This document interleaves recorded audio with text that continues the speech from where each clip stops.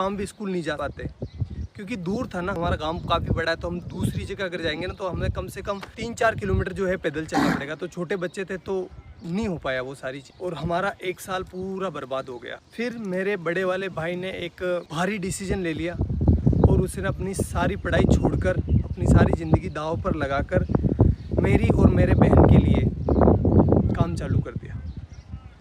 उसने फर्स्ट काम चालू करा मंडी में, जो सब्जी मंडी होती ना, वहाँ पर। गाइस, मैं हूँ अभी उस सब्जी मंडी के अंदर जहाँ से मेरा भाई सब्जी खरीदता था। 15-20 किलो वजन को अपने सर पर रखकर मेरा गांव, जो कि यहाँ से 20-25 किलोमीटर दूर है, वहाँ पर लेकर जाता था। वो सब्जी, वो फल फ्रूट बेचता था जिससे कि कुछ पैसे आए और वो अपने बहन भाइयों का पेट भर सके, अपनी माँ के सर पर जो बच्चों का पालने का भार था उसको कम कर सके। और ये वो काम कर रहा था जब उसकी उम्र है ना 16 साल थी। वो बाल श्रम कर रहा था। क्यों? क्योंकि अपने बहन भाइयों को जिंदा रख सके और उनको अच्छी एजुकेशन दे सके। घर में कई सामान नहीं रहा तो दोनों मन भाई सब्जी ले जाता, मैं दोनों जेर बेच जाता। ये वो चौराहा है जहाँ पर मेरा भाई सब्जी लेकर उतरता था और उसे एक एक घर बेचने जाता था। चलो मैं आपको दिखाता हूँ कि वो इतना सारा वजन लेकर कितना पैदल चलता था।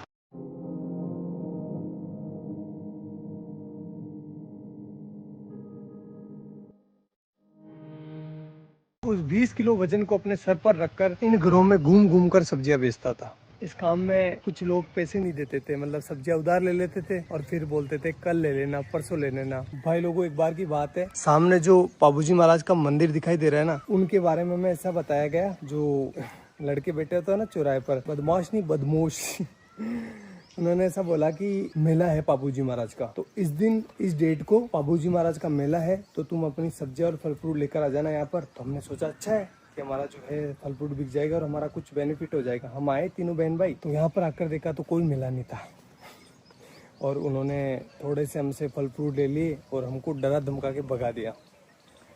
तो एट दी एंड धंधा जो है वो इतना अच्छा चल नहीं रहा था, इसलिए उस काम को भी हमें छोड़ना पड़ा। हमें नहीं, मतलब भाई को छोड़ना पड़ा।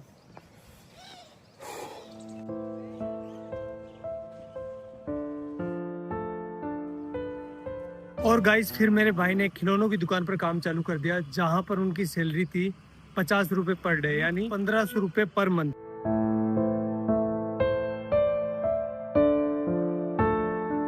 एक महीने बाद जब भाई की सैलरी आई तो उसने लगभग आधा भाग यानी 700 रुपए के आसपास मेरे और मेरी बहन के लिए बुक्स लेने में खर्च कर दिया, जबकि खुद काम पर फटे हुए कपड़े पहनकर जा रहा था। वो चाहता तो अपने लिए कपड़े ले सकता था ना, लेकिन नहीं लिए उसने। लेकिन हम खुश थे। क्यों खुश थे? क्योंकि पहली बार रजिस्टर आया था, पहली बार हेल्प बुक आई थी, अब हमारे भी अच्छे दोस्त बनेंगे। यार बुक्स अच्छी आती है तो दोस्त आते ही है ना, भाई तेरी हेल्प बुक दे दे, तो हमारा कॉन्फिडेंस है ना सीधा आसमान चला गया।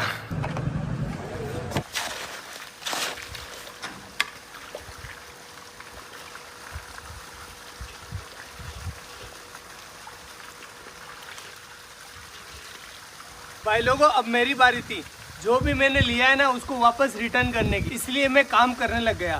साथ ही साथ अब बड़ा हो गया था, इसलिए मैं अजमेर वाली स्कूल में जाने लगा बस से, और वो भी साइंस बायो पढ़ने।